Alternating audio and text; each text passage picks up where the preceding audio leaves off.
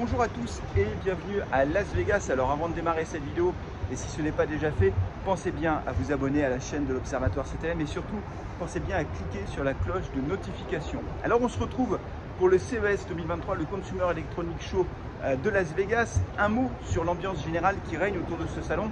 C'est une ambiance qui est bien meilleure que l'an passé. Souvenez-vous, l'an dernier, nous étions dans un contexte de crise sanitaire assez tendu, avec de nombreuses restrictions pour pouvoir accéder au territoire américain, tant et si bien qu'il y avait de nombreux exposants qui ont annulé purement et simplement leur participation au dernier moment. Il y avait beaucoup de stands vides. Cette année, ça va beaucoup mieux. Il y a 3000 exposants, c'est une forte progression par rapport à l'an dernier. On attend vraiment beaucoup de monde, d'autant que l'économie américaine se porte plutôt bien. Elle résiste bien, vous le savez, la Réserve fédérale a entamé un cycle de resserrement monétaire, elle a augmenté ses taux assez significativement sur ces derniers trimestres. Ça n'empêche pas l'économie américaine de bien résister. Au troisième trimestre, la croissance a été revue à la hausse et le taux de chômage se situe à 3,7%, c'est-à-dire que c'est toujours une situation de plein emploi aux États-Unis. Alors nous, du côté de l'Observatoire CTLM, on sera forcément attentif aux annonces qui pourront être faites par les constructeurs automobiles qui sont très présents à Las Vegas.